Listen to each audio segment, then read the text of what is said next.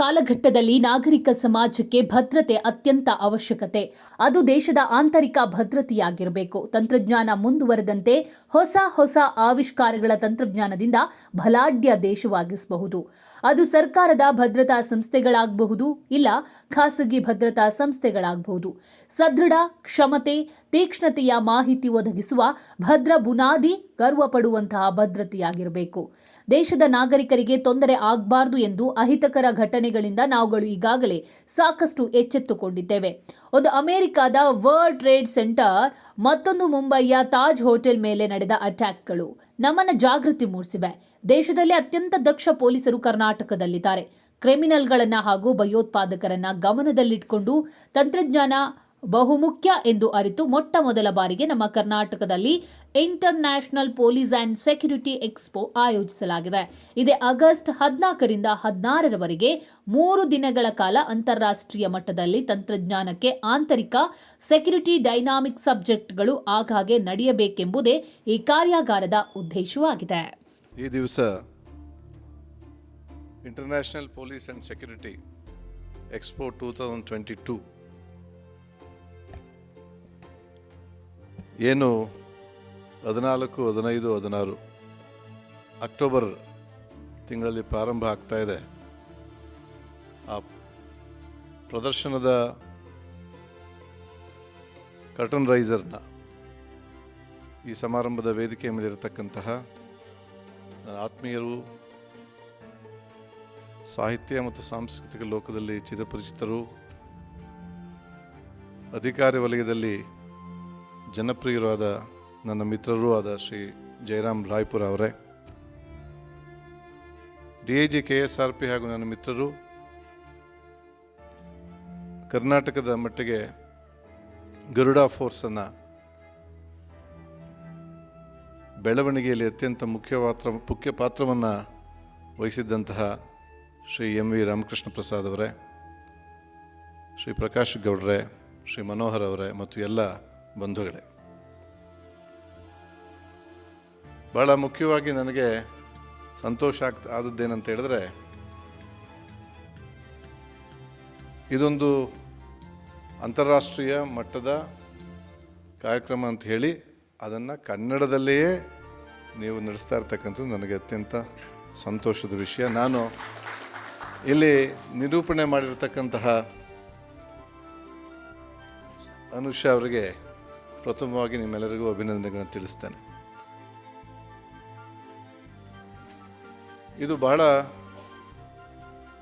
ಈ ಏನು ಕಾರ್ಯಕ್ರಮ ನೀವು ಪ್ರದರ್ಶನವನ್ನು ಏರ್ಪಡಿಸ್ತಾ ಇದ್ದೀರಿ ಬೆಂಗಳೂರಿನಲ್ಲಿ ಅತ್ಯಂತ ಮುಖ್ಯ 2 ದೃಷ್ಟಿಯಿಂದ. ಮೊದಲನೆಯದು, ಭದ್ರತೆಯ ಹಿನ್ನೆಲೆ ಒಳಗಡೆ ಬದಲಾಗ್ತಾ ಇರ್ತಕ್ಕಂಥ ತಂತ್ರಜ್ಞಾನ, ಚೇಂಜಿಂಗ್ ಟೆಕ್ನಾಲಜಿ, ಇದನ್ನು ಎಲ್ಲ ಕಡೆ ಸಂಶೋಧನೆಗಳು ನಡೀತಾ ಇದ್ದಾವೆ. ಆ ಸಂಶೋಧನೆಯನ್ನು ಮೀರಿ ಭಯೋತ್ಪಾದನೆಯನ್ನು ಮಾಡ್ತಕ್ಕಂಥವರು ಅಥವಾ ಭದ್ರತೆಗೆ ಹೆಚ್ಚು ಆತಂಕವನ್ನು ತರತಕ್ಕಂಥವರು ಏನನ್ನು ಮಾಡ್ಬೋದು ಅಂತ ಅವರು ಕೂಡ ಒಂದು ತಂತ್ರಗಾರಿಕೆಯನ್ನು ಮಾಡ್ತಾ ಇರ್ತಾರೆ. ಇಂಥ ಸಂದರ್ಭದಲ್ಲಿ ಇಡೀ ವಿಶ್ವದಾದ್ಯಂತ ನಾಗರಿಕರನ್ನು ಸುರಕ್ಷಿತವಾಗಿಡಬೇಕು. ಅದು ಭಯೋತ್ಪಾದನೆ ಇರಬಹುದು ಅಥವಾ ಅಪರಾಧಗಳಿಂದ ಇರಬಹುದು. ಈ ಹಿನ್ನೆಲೆ ಒಳಗಡೆ ಸತತವಾಗಿ ಸಂಶೋಧನೆಗಳು ನಡೀತಾ ಇದ್ದಾವೆ. ಈ ಸಂಶೋಧನೆಗಳನ್ನೆಲ್ಲವನ್ನ ಒಂದು ವೇದಿಕೆಯ ಮೇಲೆ ತಂದು ಅಪರಾಧ ಪತ್ತೆ ಇರಬಹುದು, ಅಥವಾ ಅಪರಾಧಗಳನ್ನು ತಡೆಗಟ್ಟುವಿಕೆ ಇರಬಹುದು, ಅಥವಾ ಭಯೋತ್ಪಾದನಾ ಚಟುವಟಿಕೆಗಳನ್ನು ತಡೆಗಟ್ಟುವಂತಹ ನಿಟ್ಟಿನಲ್ಲಿ ಯಾವ ತಂತ್ರಜ್ಞಾನವನ್ನು ಇಲ್ಲಿ ಅಳವಡಿಸಿಕೊಳ್ಳಬಹುದು ಅನ್ನುವುದನ್ನು ನಿಮ್ಮ ಎಕ್ಸ್ಪೋ ತೆರೆದು ತೋರಿಸುವ ಮೂಲಕ ಒಂದು ವೇದಿಕೆ ಆಗ್ತದೆ ಅಂತೇಳಿ ನಾನು ಆಶಿಸ್ತೇನೆ. ನಮ್ಮೆಲ್ಲರಿಗೂ ಗೊತ್ತಿದೆ, ಅಮೆರಿಕದ 2 ಬೃಹತ್ ಬಾಂಬ್ ದಾಳಿ ಏನಾಯಿತು, ಸುಮಾರು 4,000 ಜನ ಏನು ಸತ್ತೋಗ್ಬಿಟ್ಟು ಸೆಪ್ಟೆಂಬರ್ 11th. ಆ ನಂತರ ಮುಂಬೈಯಲ್ಲಿ ಏನು ದಾಳಿ ಆಯಿತು, ನಂತರದಲ್ಲಿ ಉಂಟಾದ ಭದ್ರತಾ ಸವಾಲು, ಇವುಗಳು ನಾವು ಭದ್ರತೆಯನ್ನು ನೋಡ್ತಾ ಇದ್ದಂತಹ ಸ್ವರೂಪವನ್ನು ಬದಲಾವಣೆ ಮಾಡಿವೆ.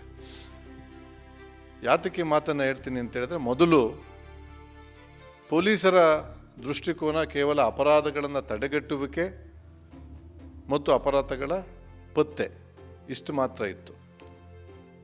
We are concentrating only on detection of crime and prevention of crime. ಆದರೆ ಯಾವತ್ತೂ ಕೂಡ ಈ ರೀತಿಯ ಸಾಮೂಹಿಕ ಹತ್ಯೆಯ ಮಾಸ್ ಮರ್ಡರ್ಸ್ ಇದ್ರ ಬಗ್ಗೆ ನಾವು ತಲೆ ಕೆಡಿಸ್ಕೊಳ್ಳುವಂತಹ ಸನ್ನಿವೇಶನೇ ಸೃಷ್ಟಿಯಾಗಿರಲಿಲ್ಲ. ಆದರೆ ನಂತರದಲ್ಲಿ ಯಾವ ವಸ್ತುವನ್ನು ಕೂಡ ಒಂದು ಮಿಸೈಲ್ ಆಗಿ ಬಳಸಬಹುದು. ನೀವು ಅಮೆರಿಕದ ಆ ಟ್ವಿನ್ ಟವರ್ಸ್ನ ಹೊಡೆದಾಕೋದನ್ನು ನೋಡಿದ್ದೀವಿ ನಾವು. ತಾವು ಪ್ರಯಾಣಿಸಿದ ವಿಮಾನವನ್ನೇ ಮಿಸೈಲ್ ಆಗಿ ಬಳಸಿ ಆ 2 ಟವರ್ಗಳನ್ನು ಹೊಡೆದು ಹಾಕುವಂಥ ಕೃತ್ಯ ನಡೀತು ಏನೋ. ನಂತರದಲ್ಲಿ ಮುಂಬೈನಲ್ಲಿ ಹೊರಗಡೆಯಿಂದ ಬಂದಂಥವರು ಇಡೀ ಒಂದು ಹೋಟೆಲ್ನನ್ನು ಮತ್ತು ಬೇರೆ ಪ್ರದೇಶಗಳನ್ನು ಕನಿಷ್ಠ 3 ದಿವಸಗಳ ಕಾಲ ತಮ್ಮ ಹಿಡಿತದಲ್ಲಿಟ್ಕೊಂಡು ಮಾರಣ ಹೋಮವನ್ನು ನಡೆಸಿದ್ರು. ಇದು ಇಡೀ ನಮ್ಮ ಸೆಕ್ಯೂರಿಟಿ ಪರ್ಸ್ಪೆಕ್ಟಿವ್, ನಾವೇನು ನೋಡ್ತಾ ಇದ್ವಿ ಭದ್ರತೆಯ ಸ್ವರೂಪ, ಅದನ್ನು ಬದಲಾಯಿಸ್ಬಿಡ್ತು. ಈ ಹಿನ್ನೆಲೆ ಒಳಗಡೆ ನಾವು ಈಗೇನು ಯೋಚನೆ ಮಾಡ್ತಾ ಇದ್ವಿ, ಫಸ್ಟ್ ರೆಸ್ಪಾಂಡರ್ಸ್ ಆಗಿ ಯಾವುದೇ ಒಂದು ಕೃತ್ಯ ನಡೆದಾಗ ಅದಕ್ಕೆ ಮೊದಲನೇ ಪ್ರತಿಕ್ರಿಯೆ ವ್ಯಕ್ತಪಡಿಸ್ತಕ್ಕಂಥವರು ಸ್ಥಳೀಯ ಪೊಲೀಸರು ಯಾವ ರೀತಿ ಪ್ರತಿಕ್ರಿಯೆಯನ್ನು ಮಾಡಬೇಕು ಅನ್ನೋದ್ರ ಬಗ್ಗೆ ಸ್ಟ್ಯಾಂಡರ್ಡ್ ಆಪರೇಟಿಂಗ್ ಪ್ರೊಸೀಜರ್ ಇದೆ. ಈಗ ಅವ್ರಿಗೆ ಏನು ಬೇಕು, ಅಗತ್ಯವಾಗಿ ಏನು ಬೇಕು, ಅದು ಶಸ್ತ್ರಾಸ್ತ್ರಗಳಿರಬಹುದು ಅಥವಾ ಬೇಸಿಕ್ ತಂತ್ರಜ್ಞಾನವನ್ನು ಒಳಗೊಂಡಂತಹ ಉಪಕರಣಗಳಿರಬಹುದು. ಇವುಗಳ ಬಗ್ಗೆ ಹೆಚ್ಚು ಒತ್ತನ್ನು ಕೊಟ್ಟು ಇವತ್ತು ಎಲ್ಲ ಸರ್ಕಾರಗಳು ಆಲೋಚನೆಯನ್ನು ಮಾಡ್ತಾ ಇದ್ದಾವೆ. ಯಾವುದೇ ತಂತ್ರಜ್ಞಾನ ಆಗಲಿ, ಆ ತಂತ್ರಜ್ಞಾನವನ್ನು ನಾವು ಉಪಯೋಗಿಸದೆ ಹೋದರೆ, ಆ ತಂತ್ರಜ್ಞಾನದ ಬಳಕೆ ಮಾಡದೆ ಹೋದರೆ ಅದರಿಂದ ಏನೂ ಪ್ರಯೋಜನ ಇಲ್ಲ. ಅಂಥ ತಂತ್ರಜ್ಞಾನವನ್ನು ನೀವು ಒಂದು ಕಡೆ ಸೇರಿಸಿ, ಹೌದು ಇಂಥ ತಂತ್ರಜ್ಞಾನಗಳೆಲ್ಲ ಇವತ್ತು ಜಗತ್ತಿನಾದ್ಯಂತ ಲಭ್ಯವಿದ್ದಾವೆ, ಈ ತಂತ್ರಜ್ಞಾನವನ್ನು ಬಳಸುವುದರ ಮೂಲಕ, ಅಳವಡಿಸಿಕೊಳ್ಳುವುದರ ಮೂಲಕ ನಮ್ಮ ಹ್ಯೂಮನ್ ಕೆಪ್ಯಾಸಿಟಿ, ನಾವೇನಿದ್ದೀವಿ ಫೀಲ್ಡ್ನಲ್ಲಿ, ಕ್ಷೇತ್ರದಲ್ಲಿ ಏನಿದ್ದೀವಿ, ನಮ್ಮ ಸಾಮರ್ಥ್ಯವನ್ನು ವೃದ್ಧಿಸಿಕೊಳ್ಬಹುದು. ಜೊತೆಗೆ ಯಾರು ಈ ಭಯೋತ್ಪಾದಕ ಕೃತ್ಯಗಳನ್ನು ಮಾಡ್ತಾರೆ ಅಥವಾ ಅಪರಾಧಗಳನ್ನು ಮಾಡ್ತಾರೆ, ಅವರಿಂದ ಒಂದು ಹೆಜ್ಜೆ ಮುಂದಿರಬಹುದು ಅನ್ನುವುದನ್ನು ತೋರಿಸುವ ವೇದಿಕೆ ನಿಮ್ಮದಾಗಬೇಕು ಅಂತ ನಾನು ಆಶಿಸ್ತೇನೆ.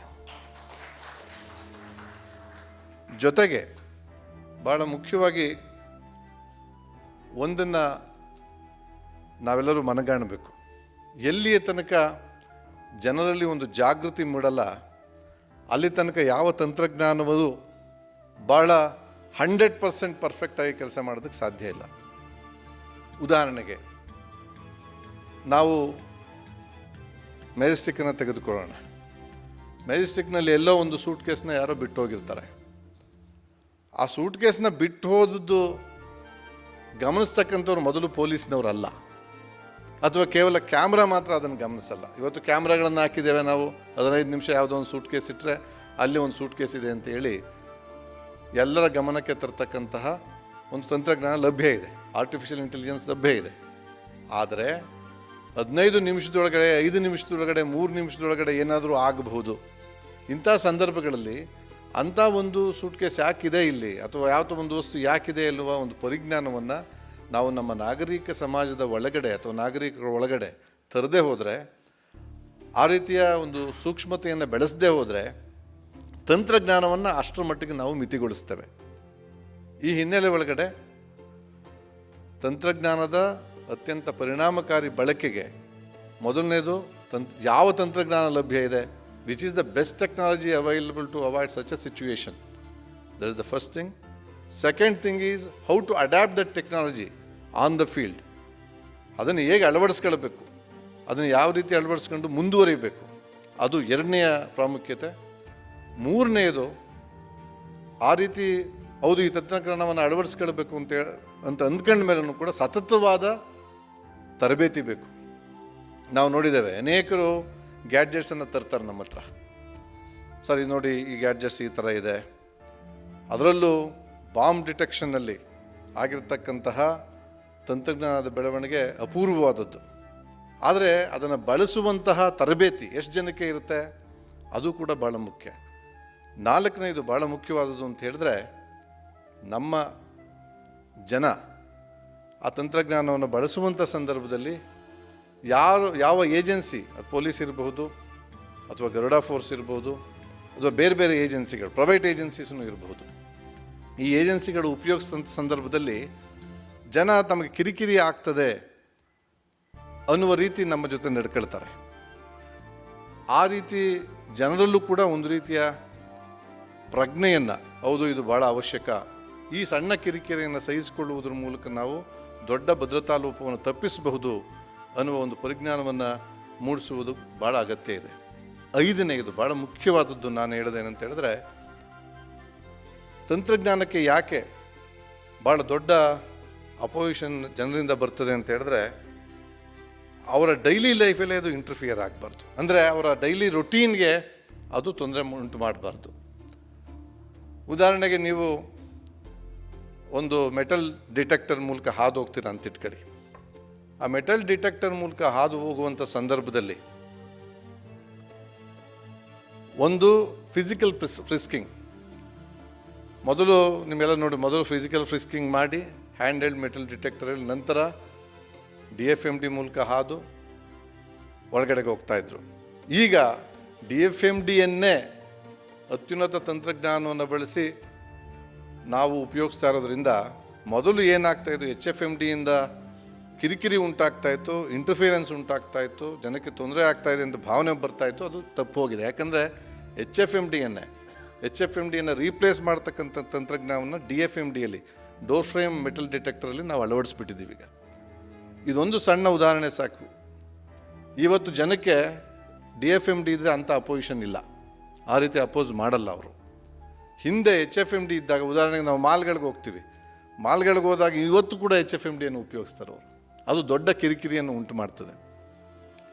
ಹೀಗೆ ತಂತ್ರಜ್ಞಾನವನ್ನು ಬೆಳೆಸ್ತಕ್ಕಂಥ ಸಂದರ್ಭದಲ್ಲೂ ಸಹ ನಾವು ಯಾರು ದಿನನಿತ್ಯ ಅದನ್ನು ಬಳಸ್ತಾರೋ ಅವರಿಗೆ, ಮತ್ತು ಯಾರು ಅದರ ಗುರಿಯಾಗಿರ್ತಾರೋ, ಸಾಮಾನ್ಯವಾಗಿ ಆ ಒಂದು ಪೆರಿಮೀಟರ್ನ ಎಂಟರ್ ಆಗ್ತಕ್ಕಂಥ ಸಾರ್ವಜನಿಕರು ಅದರ ಗುರಿ, ಅವ್ರಿಗೂ ಕೂಡ ಕಿರಿಕಿರಿ ಆಗಬಾರ್ದು.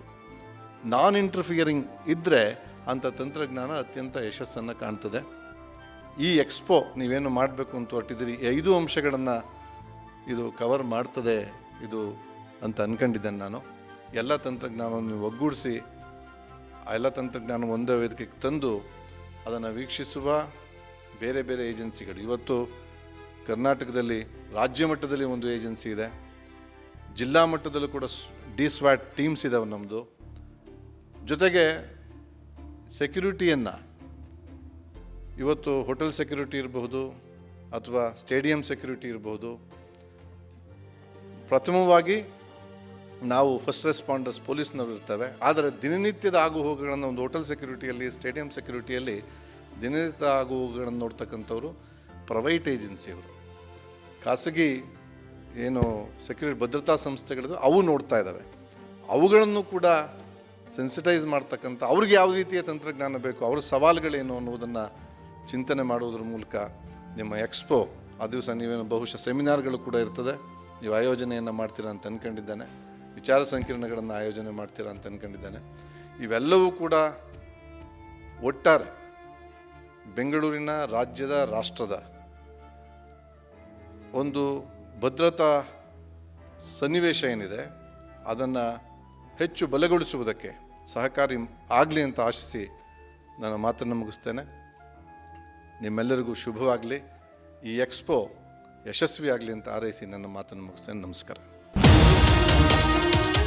ಈ ಒಂದು ಕಾರ್ಯಕ್ರಮದ ಲೋಗೋವನ್ನು ಲೋಕಾರ್ಪಣೆ ಮಾಡಿ ನಮ್ಮನ್ನು ಉದ್ದೇಶಿಸಿ ಮಾತನಾಡಿದಂಥ ಡಾಕ್ಟರ್ BR ರವಿಕಾಂತೇಗೌಡರು, ಜಾಯಿಂಟ್ ಕಮಿಷನರ್ ಟ್ರಾಫಿಕ್, ಇವರಿಗೆ ನಮ್ಮೆಲ್ಲರ ಪರವಾಗಿ ಧನ್ಯವಾದಗಳನ್ನ ಅರ್ಪಿಸ್ತಾ, ಹಾಗೆ ಇಂದು ವೆಬ್ಸೈಟನ್ನು ಲಾಂಚ್ ಮಾಡಿದಂಥ ಇವತ್ತಿನ ಕಾರ್ಯಕ್ರಮದ ಮುಖ್ಯ ಅತಿಥಿಗಳಾಗಿರುವಂಥ ಶ್ರೀ ಜಯರಾಮ್ ರಾಯ್ಪುರ ಅವರು, IRS special commissioner finance BBMP and secretary to honourable chief minister government of Karnataka, ಇಂದಿನ ಸಭೆಯನ್ನು ಉದ್ದೇಶಿಸಿ ಮಾತನಾಡಬೇಕಾಗಿ ವಿನಂತಿಸ್ಕೊಳ್ತಾ ಇದ್ದೀವಿ. ಹೃದಯದ ಪೊಲೀಸ್ ಅಧಿಕಾರಿ ಮತ್ತು ಮಿತ್ರರಾದ ಶ್ರೀ ರವಿಕಾಂತೇಗೌಡ್ರೆ, ಕರ್ನಾಟಕದಲ್ಲಿ ಆ ಗರುಡ ಫೋರ್ಸನ್ನು ರೈಸ್ ಮಾಡಿದಂಥ, ಅದಕ್ಕೆ ಕಾರಣಕರ್ತರಾದಂತಹ, ಭಾಳ ಮುಖ್ಯ ಕಾರಣಕರ್ತರಾದಂಥ ಸನ್ಮಾನ್ಯ ಶ್ರೀ ರಾಮಕೃಷ್ಣ ಪ್ರಸಾದ್, ಭಾಳ ಒಂದು ಗರ್ವದ ವಿಚಾರ ಅಂತ ಹೇಳಿದ್ರೆ, ನಮ್ಮ ಕರ್ನಾಟಕದ ಒಂದು ಪೊಲೀಸ್ ಇಲಾಖೆ ಏನಿದೆ, ಇಡೀ ರಾಷ್ಟ್ರದಲ್ಲೇ ಅತ್ಯುತ್ತಮ, ಅತ್ಯಂತ ದಕ್ಷ ಒಂದು ಪೊಲೀಸ್ ವ್ಯವಸ್ಥೆ ಆಗಿರೋದು ನಮ್ಮೆಲ್ಲರಿಗೆ ಬಹಳ ಹೆಮ್ಮೆಯ ವಿಚಾರ. ಬಹುಶಃ ಒಂದು ಕ್ರೈಮ್ ಡಿಟೆಕ್ಷನ್ ರೇಟ್ ಏನಿದೆ, as well as prosecution rate ಏನಿದೆ, ಬಹುಶಃ ಕರ್ನಾಟಕದಲ್ಲಿ ಅತ್ಯಂತ ಹೆಚ್ಚಿನ ಒಂದು ಕ್ರೈಮ್ ಡಿಟೆಕ್ಷನ್ ರೇಟ್ ಇದೆ. ನಾವು ಯಾವುದೇ ಒಂದು ಕ್ರೈಮ್ ತೊಗೊಂಡ್ರು ಕೂಡ ಬಹುಶಃ ಒಂದು ಆ್ಯಾವ್ರೇಜ್ ಏನಿದೆ, ಒಂದು 2-3 ದಿವಸಗಳಲ್ಲಿ ನಾವು ಅವ್ರನ್ನ ಯಾರು ಒಂದು ಕ್ರಿಮಿನಲ್ ಇದ್ದಾನೆ, ಕ್ರೈಮ್ ಕಮಿಟ್ ಮಾಡಿದ್ದಾನೆ, ಅವನ್ನ ಹಿಡಿದಾಕುವಂಥ ಮಟ್ಟದ ಒಂದು ದಕ್ಷತೆಯನ್ನು ನಮ್ಮ ಕರ್ನಾಟಕ ಪೊಲೀಸ್ ಪಡೆದುಕೊಂಡಿದೆ. ಇದು ಒಂದು ಗರ್ವದ ವಿಚಾರ. ಆದರೆ ಬಹುಶಃ ಒಂದು ಫಿಸಿಕಲ್ ಫೋರ್ಸನ್ನು ಅತ್ಯಂತ ಕಡಿಮೆ ಪ್ರಮಾಣದಲ್ಲಿ ಬಳಸಿರುವಂಥ ಪೊಲೀಸ್ ಫೋರ್ಸ್ ಕೂಡ ಕರ್ನಾಟಕ ಪೊಲೀಸ್. ಬಹುಶಃ ನೀವು ಬೇರೆ ಯಾವುದೇ ಜಿಲ್ಲೆ, ನೀವು ಭಾಳಷ್ಟು ನಿಮ್ಮಲ್ಲಿ ಒಂಥರ ಬೇರೆ ರಾಜ್ಯಗಳ ಒಂದು ಅನುಭವ ಇಲ್ಲದೆ ಇರ್ಬೋದು, ಬಟ್ ನನಗೆ ಭಾಳಷ್ಟು ರಾಜ್ಯಗಳ ಅನುಭವ ಇದೆ, ಭಾಳಷ್ಟು ರಾಜ್ಯಗಳಲ್ಲಿ ಕೆಲಸನೂ ಕೂಡ ಮಾಡಿದ್ದೇನೆ. ಬೇರೆ ಹೆಸರು ತಗೊಳ್ಳೋ ಅಗತ್ಯ ಇಲ್ಲ. ಭಾಳಷ್ಟು ಬೇರೆ ರಾಜ್ಯಗಳಲ್ಲಿ ಬಹುಶಃ ಒಂದು ಕ್ರೈಮ್ ಡಿಟೆಕ್ಷನ್ ಆಗುವಂಥ ಸಂದರ್ಭದಲ್ಲಿ ಒಂದು ಫಿಸಿಕಲ್ ಫೋರ್ಸ್ ಏನಿದೆ ಅದನ್ನು ಭಾಳ ವ್ಯಾಪಕವಾಗಿ, ಧಾರಾಳವಾಗಿ ಬಳಸ್ತಾರೆ. ಆದರೆ ನನಗೆ ಗೊತ್ತಿರೋ ಮಟ್ಟದ, ಯಾಕೆಂದರೆ ಈ ರೀತಿ ಯಾವುದೇ ಒಂದು ಗಂಭೀರವಾದಂಥ ಒಂದೇನಿದೆ ದೂರು ನಮ್ಮ ಕರ್ನಾಟಕ ಪೊಲೀಸ್ ಮೇಲೆ ಬಂದಿಲ್ಲ ಅನ್ನೋ ಒಂದು ಕಾರಣಕ್ಕೋಸ್ಕರ ನಾನು ಅಂದ್ಕೊಳ್ತಾ ಇದ್ದೇನೆ. ಬಹುಶಃ ಅತ್ಯಂತ ಕಡಿಮೆ ಪ್ರಮಾಣದಲ್ಲಿ, ಮಟ್ಟದಲ್ಲಿ ಈ ಒಂದು ಏನಿದೆ ಒಂದು ಫಿಸಿಕಲ್ ಫೋರ್ಸ್ ಅಥವಾ ಒತ್ತಾಯವನ್ನು ಮಾಡದೆ ನಮ್ಮ ಕರ್ನಾಟಕ ಪೊಲೀಸವರು ಈ ಒಂದು ಕ್ರೈಮ್ ಡಿಟೆಕ್ಷನ್ ಮಾಡ್ಕೊಂಡಿದ್ದಾರೆ ಅನ್ನೋದು ಕೂಡ ನಮಗೆ ಅತ್ಯಂತ ಒಂದು ಗೌರವ ಕೂಡ, ನಮ್ಮ ಕರ್ನಾಟಕಕ್ಕೆ ಮತ್ತು ಕರ್ನಾಟಕ ಪೊಲೀಸ್ಗೆ ಗೌರವ ಕೊಡುವಂಥ ವಿಚಾರ, ನಮ್ಮೆಲ್ಲರಿಗೂ ಕೂಡ ಒಂದು ಹೆಮ್ಮೆ ಮತ್ತು ಗರ್ವ ಮೂಡಿಸುವಂಥ ಒಂದು ವಿಚಾರ. ಬಹುಶಃ ಈ ಎರಡು ಕಾರಣಕ್ಕೋಸ್ಕರ ಈ ಪೊಲೀಸ್ ಎಕ್ಸ್ಪೋ ಏನಿದೆ ಅದು ಎಲ್ಲಾದರೂ ದೇಶದಲ್ಲಿ ನಡೆಸಬೇಕಾದ್ರೆ ಅದು ಬಹುಶಃ ಕರ್ನಾಟಕದಲ್ಲಿ, ಬೆಂಗಳೂರು ನಡೆಸೋದು ಅದರ ಔಚಿತ್ಯ ಇದೆ ಅಂಥೇಳಿ ನಾನಾದರೂ ಕೂಡ ಈ ಒಂದು ಸಂದರ್ಭದಲ್ಲಿ ಭಾವಿಸ್ತಾ ಇದ್ದೇನೆ. ಎರಡನೇದಾಗಿ, ಈ ಒಂದು ಪ್ರತಿಯೊಂದು ಕ್ಷೇತ್ರದಲ್ಲೂ ಕೂಡ ಇವತ್ತು ನಾವು ಒಂದು ರೀತಿಯ ಮಾದರಿಗಳನ್ನು ಸೃಷ್ಟಿ ಮಾಡಬೇಕಾಗಿದೆ. ಏನಾಗಿದೆ, ನಾವು ಪದೇ ಪದೇ ಹೇಳ್ತೀವಿ, ಒಂದು ಸೀಯಿಂಗ್ ಇಸ್ ಬಿಲೀವಿಂಗ್ ಅಂತ. ಸೊ ಏನಾಗಿದೆ, ಈ ಮಾದರಿ ಏನಿದೆ ಬರೀ ನಮ್ಮ ಕರ್ನಾಟಕಕ್ಕೆ ಮಾತ್ರವಲ್ಲ, ರಾಷ್ಟ್ರ ಮಟ್ಟದಲ್ಲೂ ಕೂಡ ನಾವು ಒಂದು ರೀತಿಯಲ್ಲಿ ನಾವು ಹಲವಾರು ಕ್ಷೇತ್ರಗಳಲ್ಲಿ ಮಾದರಿನ ಸೃಷ್ಟಿ ಮಾಡಬೇಕಾಗಿದೆ. ಯಾಕೆ ಅಂತ ಹೇಳಿದ್ರೆ, ಈ ಮಾದರಿಗಳು ಕರ್ನಾಟಕದ ನಮಗೆ ಬೇರೆ ರಾಜ್ಯಗಳಲ್ಲಿ ಅತ್ಯಂತ ಕಡಿಮೆ ಪ್ರಮಾಣದಲ್ಲಿ ಸಿಗುತ್ತಾ ಇದೆ. ಸೊ ಹಾಗಾಗಿ ವಿಧಿ ಇಲ್ಲದೆ ನಮಗೆ ಮಾದರಿಗಳನ್ನು ಕರ್ನಾಟಕದಲ್ಲಿ ನಾವೇ ಸೃಷ್ಟಿ ಮಾಡ್ಕೊಳ್ಳೋವಂಥ ಒಂದು ಪ್ರಸಂಗ, ಅನಿವಾರ್ಯತೆ ನಮ್ಮ ಮುಂದೆ ಇದೆ. ಇದರಲ್ಲಿ ಪೊಲೀಸ್ ಇಲಾಖೆ ಕೂಡ ಹೊರತಾಗಿಲ್ಲ. ಬಹುಶಃ ನಮ್ಮ ಒಂದು ಪೊಲೀಸ್ ಇಲಾಖೆ ಏನಿದೆ, ಬೇರೆ ಯಾವುದೇ ರಾಜ್ಯದ ಪೊಲೀಸ್ ಇಲಾಖೆಯ ರೀತಿಯಲ್ಲಿ ನಾವು ನಮ್ಮ ನಡವಳಿಕೆಯನ್ನು ರೂಪಿಸುವ ಯಾವುದೇ ಅಗತ್ಯ ನನಗಂತೂ ಕಾಣಿಸೋದಿಲ್ಲ.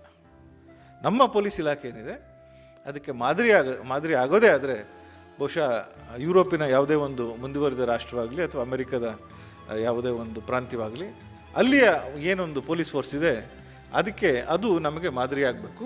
ಮತ್ತು ಆ ಮಟ್ಟದ ಮಾದರಿಯನ್ನು ಒಂದು ಸಿದ್ಧ ಮಾಡಿ ತೋರಿಸುವಂಥ ಜವಾಬ್ದಾರಿ ಕೂಡ ಕರ್ನಾಟಕ ಪೊಲೀಸ್ಗೆ, ಕರ್ನಾಟಕ ಸರ್ಕಾರಕ್ಕೆ ಇದೆ. ಈ ನಿಟ್ಟಿನಲ್ಲಿ ಬಹುಶಃ ಈ ಒಂದು ಎಕ್ಸ್ಪೋ ಏನಿದೆ, ಈ ಮಾದರಿಯನ್ನು ಸಿದ್ಧ ಮಾಡುವಂಥ ಸಂದರ್ಭದಲ್ಲಿ, ಅಗತ್ಯದಲ್ಲಿ ನಿಮಗೆ ಅತ್ಯಂತ ಉಪಕಾರಿಯಾಗುತ್ತೆ ಅಂತ ನನಗೆ ಅನ್ನಿಸ್ತಾ ಇದೆ. ಯಾಕೆ ಅಂತ ಹೇಳಿದ್ರೆ, ನೀವು ಮಾದರಿ ಆಗಬೇಕು ಅಂತ ಹೇಳಿದ್ರೆ ಹೆಚ್ಚಿನ ಪ್ರಮಾಣದಲ್ಲಿ ನೀವು ತಂತ್ರಜ್ಞಾನವನ್ನು ಬಳಸಬೇಕು, ಅದಕ್ಕೆ ಬೇಕಾದಂಥ ಎಲ್ಲ ಗ್ಯಾಜೆಟ್ಸ್ ಬಳಸಬೇಕು, ಅದಕ್ಕೆ ಬೇಕಾದಂಥ ಎಲ್ಲ ತಂತ್ರಾಂಶಗಳನ್ನು ಕೂಡ ಬಳಸಬೇಕು.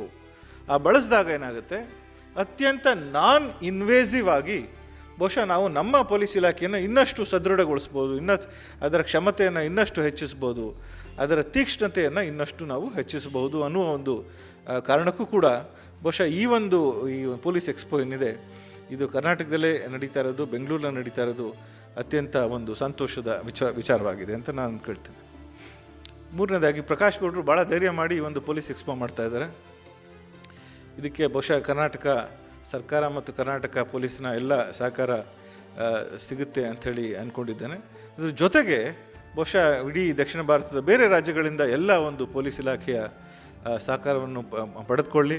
ಅದಕ್ಕೆ ಬೇಕಾದಂಥ ಯಾವುದೇ ಒಂದು ಕೆಲಸಗಳಿದ್ರು ಅಥವಾ ರೆಫರೆನ್ಸ್ಗಳಿದ್ರು ಕೂಡ ಅದನ್ನು ಮಾಡೋದಕ್ಕೆ ಪ್ರಯತ್ನ ಪಡೋಣ. ಮತ್ತು ಈ ಒಂದು ಎಕ್ಸ್ಪೋ ಏನಿದೆ, ಈ ರೀತಿಯ ಒಂದು ವಿನೂತನವಾದ ಒಂದು ಎಕ್ಸ್ಪೋ ಏನು ಮಾಡ್ತಾ ಇದ್ದಾರೆ, ಬಹುಶಃ ಇದಕ್ಕೆ ಅಲ್ಲ, ಇದು ಹಲವಾರು ಕ್ಷೇತ್ರಗಳಲ್ಲಿ ಈ ರೀತಿಯ ಒಂದು ವಿನೂತನವಾದ ಒಂದು ಎಕ್ಸ್ಪೋ ಮಾಡುವಂಥ ಸಾಧ್ಯತೆಗಳಿದೆ. ಇದರಿಂದ ಈ ರೀತಿಯ ಎಕ್ಸ್ಪೋಗಳಿಂದ ಕರ್ನಾಟಕದ ಆರ್ಥಿಕತೆಗೆ, ಕರ್ನಾಟಕದ ಪ್ರವಾಸೋದ್ಯಮಕ್ಕೆ ಬಹಳ ದೊಡ್ಡ ಮಟ್ಟದಲ್ಲಿ ಉತ್ತೇಜನ ಸಿಗುತ್ತೆ. ಇದರಿಂದ ಕರ್ನಾಟಕದ ಆರ್ಥಿಕತೆ ಇನ್ನೂ ಸದೃಢವಾಗುತ್ತೆ, ಕರ್ನಾಟಕದಲ್ಲಿ ಉದ್ಯೋಗ ಸೃಷ್ಟಿಯಾಗುತ್ತೆ, ಕರ್ನಾಟಕಕ್ಕೆ ಬರೋ ಜನರ ಸಂಖ್ಯೆ, ಅದರಿಂದ ಪ್ರವಾಸೋದ್ಯಮ ಮತ್ತು ಬೇರೆಲ್ಲ ರೀತಿಯಲ್ಲಿ ಅದರ ಸ್ಪಿನ್ ಆಫ್ ಅಂತ ಏನು ಹೇಳ್ತೀವಿ, ಎಲ್ಲ ರೀತಿಯಲ್ಲೂ ಕೂಡ ಕರ್ನಾಟಕದ ಆರ್ಥಿಕತೆಗೆ ಇನ್ನಷ್ಟು ಇಂಬು ಸಿಗುತ್ತೆ, ಉತ್ತೇಜನ ಸಿಗುತ್ತೆ ಅನ್ನುವ ಒಂದು ಆ ಕಾರಣಕ್ಕೂ ಕೂಡ ಈ ಒಂದು ಎಕ್ಸ್ಪೋ ಆಗ್ತಾ ಇರೋ ವಿಷಯದಲ್ಲಿ ನಾನು ನನ್ನ ಹರ್ಷವನ್ನು ವ್ಯಕ್ತಪಡಿಸ್ತಾ ಇದ್ದೇನೆ. ಈ ಎಕ್ಸ್ಪೋನ ನಡೆಸ್ತಾ ಇರೋಂಥ ಪ್ರಕಾಶ್ ಗೌಡರು ಮತ್ತು ಅವರ ತಂಡದ ಎಲ್ಲರಿಗೂ ಕೂಡ ನಾನು ಶುಭಾಶಯವನ್ನು ಹೇಳ್ತಾ ಇದ್ದೇನೆ ಮತ್ತು ಅವ್ರಿಗೆ ಒಳ್ಳೆಯದಾಗಲಿ, ಎಕ್ಸ್ಪೋ ಸಕ್ಸಸ್ ಆಗಲಿ, ಇದು ಒಂದು ಪ್ರಾಫಿಟಬಲ್ ಕೂಡ ಆಗಲಿ ಅವ್ರಿಗೆ ಅನ್ನುವ ಒಂದು ಆಶಯದೊಂದಿಗೆ ನನ್ನನ್ನು ಕರೆದಕ್ಕೆ ಅವ್ರಿಗೆ ಮತ್ತೊಮ್ಮೆ ವಂದಿಸ್ತಾ ಇದ್ದೇನೆ. ನಮಸ್ಕಾರ. ಇಂದಿನ ಕಾರ್ಯಕ್ರಮವನ್ನು ಉದ್ದೇಶಿಸಿ ಅದ್ಭುತವಾದಂತಹ ಮಾಹಿತಿಯನ್ನು ನಮ್ಮೊಟ್ಟಿಗೆ ಹಂಚಿಕೊಂಡಂಥ ಶ್ರೀ ಜಯರಾಮ್ ರಾಯ್ಪುರ್ ಅವರು ಸರ್, ಅವರಿಗೆ ಅಭಿನಂದನೆಗಳನ್ನು ಸಲ್ಲಿಸ್ತಾ ಇದ್ದೀವಿ. ಆಜಾದಿ ಕಿ ಅಮೃತ್ ಮಹೋತ್ಸವವನ್ನು ನಾವೆಲ್ಲರೂ ಕೂಡ ಆಚರಿಸ್ತಾ ಇದ್ದೀವಿ.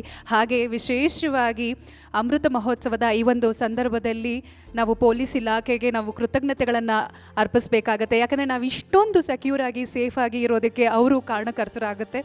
ಹಾಗಾಗಿ ಅವರಿಗೆ ಅನೇಕ ಧನ್ಯವಾದಗಳನ್ನು ಅರ್ಪಿಸ್ತಾ ಇಂದಿನ ಕಾರ್ಯಕ್ರಮವನ್ನು ಅವರಿಗೆ ಸಮರ್ಪಿಸ್ತಾ ಇದ್ದೀವಿ.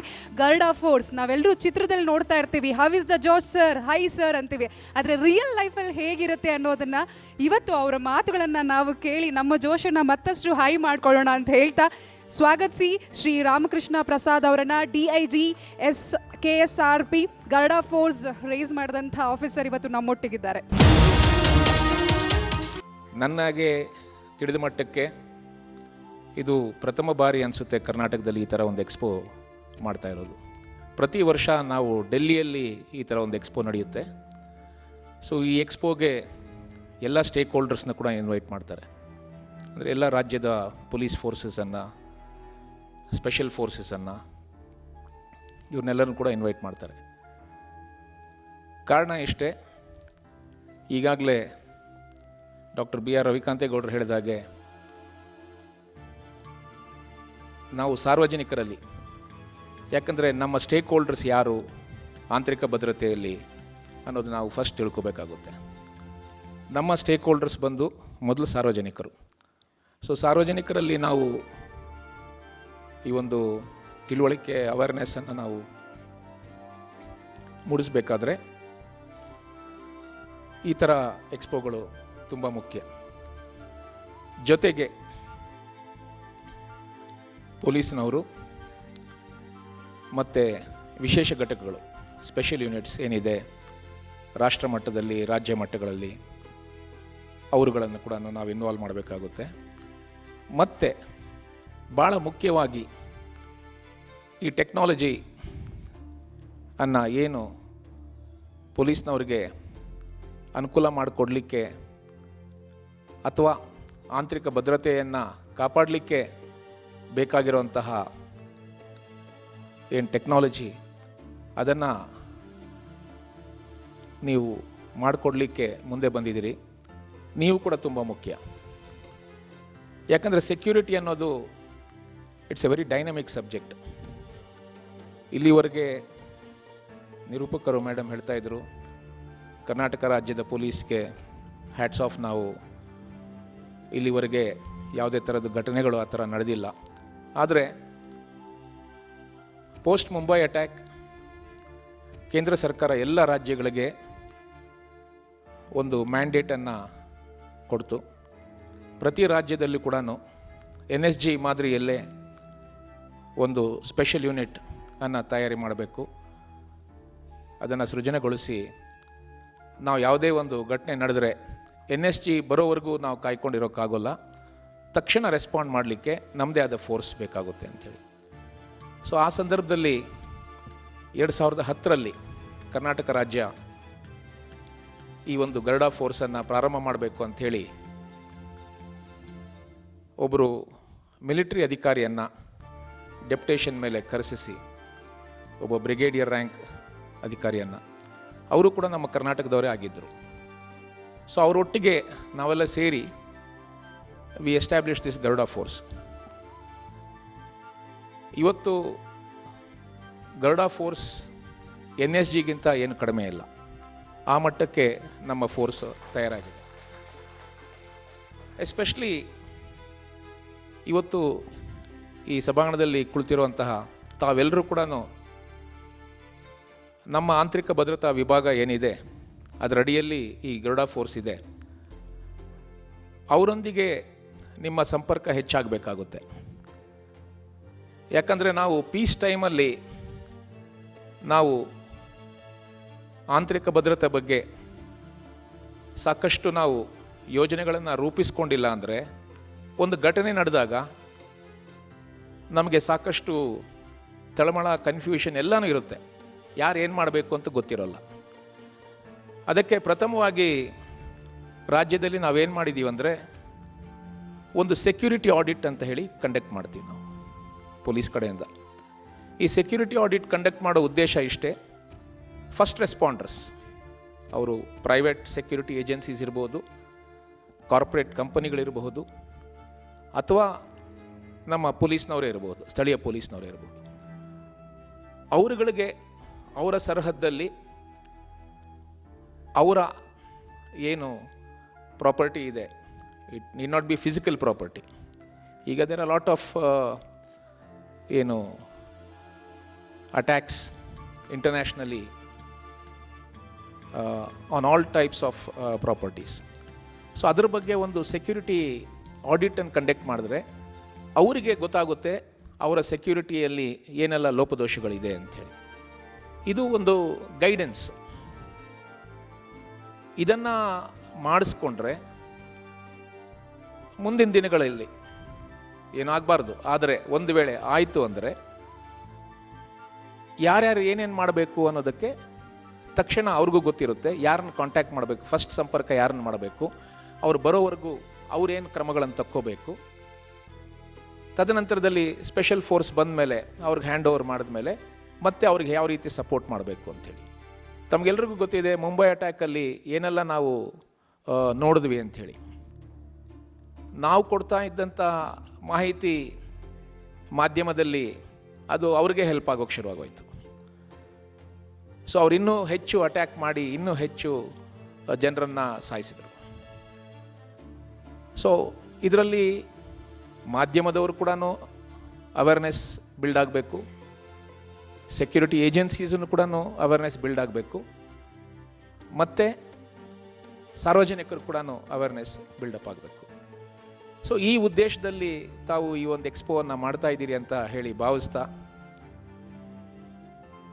ದಯಮಾಡಿ ಇದನ್ನು ನಮ್ಮೇನು ರಾಷ್ಟ್ರ ಮಟ್ಟದಲ್ಲಿ ನಡೀತದೆ ಈ expo once in a year, ಅದಕ್ಕಿಂತನೂ ಚೆನ್ನಾಗಿ ಆಯೋಜನೆ ಮಾಡಿ, ಮತ್ತು ಸೆಕ್ಯೂರಿಟಿ ಗ್ಯಾಜೆಟ್ಸನ್ನು ತಯಾರಿಕೆ ಮಾಡುವಂತಹ ಸಂಸ್ಥೆಗಳು they have to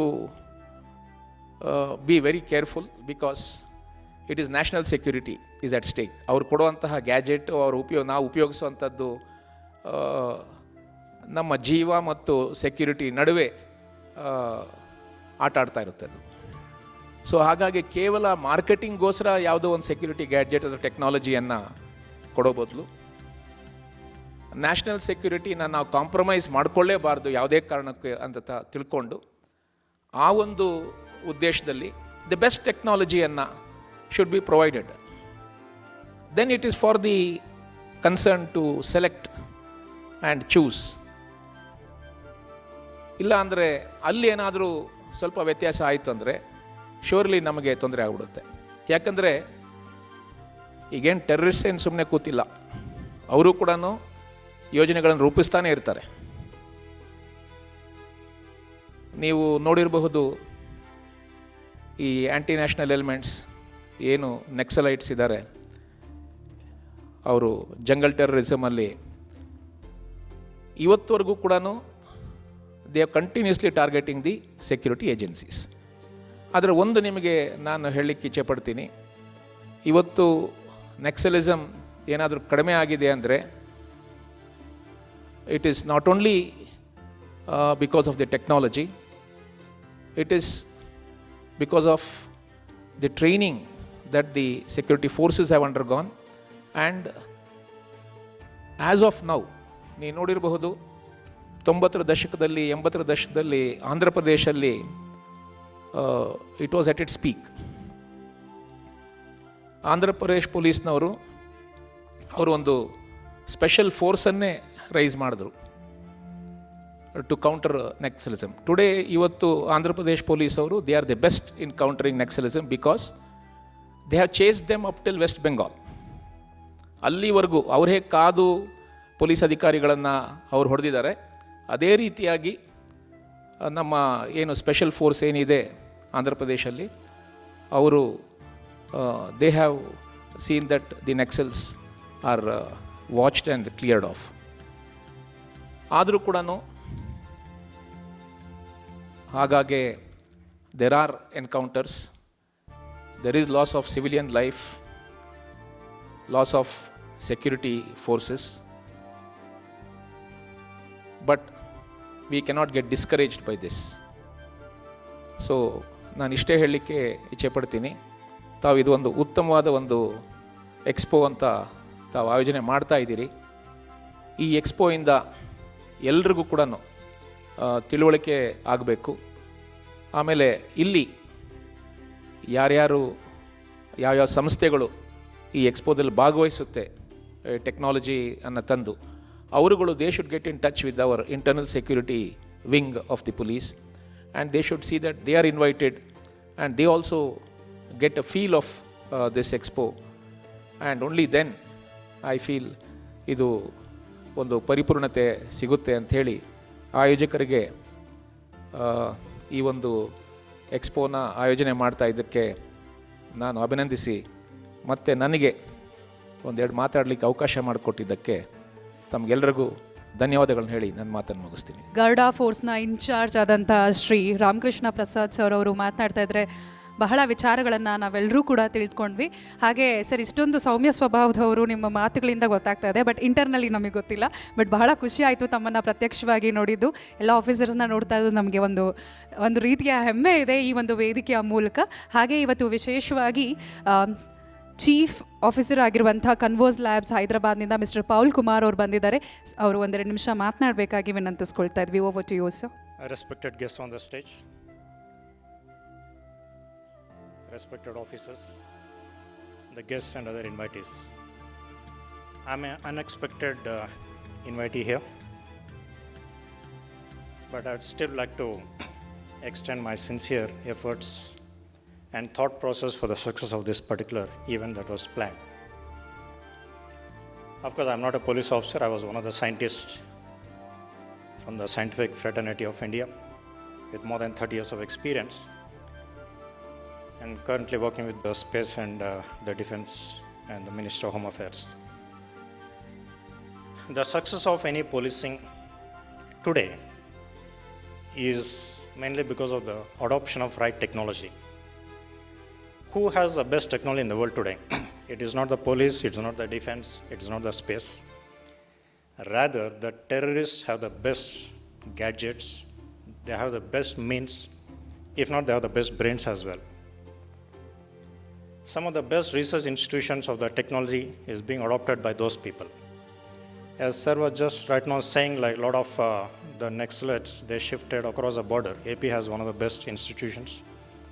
In fact, it is true. I've been working very closely with them for quite some time. They created a force, everybody knows it's the Greyhounds, one of the best, the fighting forces in this country. Apart from that, they have the back end, the technology, where you speak of forensics, you speak of dark web analysis, you speak of social media analysis, you speak of the secure communications. They are the ones one of the pioneers in this particular country. Fortunately, in the South Indian states, the technology has been adopted very rapidly and very fast. And we are some of the best policing digital institutions. The challenge today, or if not the requirement for conducting this particular event, is the digital divide between the security forces and the criminals. As I said, criminals, they are adopting technology very fast. By the time you could really think of it, they already used and they exploited. And by the time you develop the kind of expertise, they all adopted, they shifted the vectors to a different platform. In fact, we are chasing them. As they show in the movies, unfortunately, even now the police or the defense forces, we are chasing the criminals. We are chasing the technology, what is being adopted by the criminals. By the time we adopt, they change the vectors. They have a new dimension, the new set of technology which they implemented. And unfortunately, recently I was in one of the conferences like this. One of the chief of the police, he asked the cybercrime units, how many cases or how many complaints are you receiving every year? They said around 8,000 in one of the prominent cities in India. How many are you registering? Around 2,500. How many have you solved? Honestly, 0. Yes, it's very, very difficult because most of the crime vectors, they're beyond the platforms what we can actually imagine. It is the right time, at least the policing institutions and the private agencies and the government and other partners in the ecosystem, they're coming together in trying to create a right ecosystem for discussion, deliberating, adopting, if not creating awareness of the forthcoming threats. That way, the police also get to know what are the best technology that is available, and they can adopt and help in terms of crime solving so that we get a better governance and the crime-free societies. Of course, there's nothing like a crime-free society in the world. Every country, every city, they have their own set of challenges. I keep visiting a lot of other police institutions across the world. The biggest challenge what Europe is facing today is what we had 30 years back. Pickpocketing, burglaries, right? And I was speaking to one of the officers who solved the Paris, the blast. The first bomb blast happened. They didn't know what to do. And of course, the ambulances, other healthcare people are there. They're taking care of the victims. The moment the second blast took place, right, now they said they were able to prevent the blast number 345. How they did it? Because now, the moment they got the second blast, they got the contours, right? So what kind of places, what kind of communities these people are targeting? That's how they said they prevented the blast number 345 and no further blast took place. That's mainly because of the kind of analytical technology the Paris, or if not the French police, the gendarmerie police have adopted. And of course, a lot of states, we are still in a very infancy stage. We are also adopting, we are developing a lot of analytical technologies, forensics technologies, and the predictive technologies that is also coming up, and a lot of machine learning, artificial intelligence. And I was also instrumental in setting up one of the best integrated lab in India. You name it, and every kind of technology incorporated in that. That's incidentally is one of the South Indian states. And I was very happy to be part of it. It was also giving a concrete results. And sir has said, we are driving the criminals out of the state, but unfortunately it is hitting other state. And one of the Inspector General from Chhattisgarh was telling, all our people, the criminals in my state, all the Naxalites, they carry the name of Reddy Rao, they are from your state. And you draw them here, and you are giving us a headache, you are giving us a problem. Yes, that happened. It's mainly because the kind of technology and the motivation our forces had. Thank you once again, and I wish this particular event to be very successful, and I would also like to contribute to the extent whatever they can. And it's a great initiative taken both by the Karnataka Police as well as the institutions and the government, and I hope this will become one of the most successful ecosystem for sharing the knowledge as well as adopting technology. We're so glad to have your presence with us today, sir. Thank you so much for coming down today. And that was a valuable information through, you took us through technology. Even though being a scientist, we couldn't understand better, but we are hoping so to get more technology things on that. Thank you so much for gracing the occasion.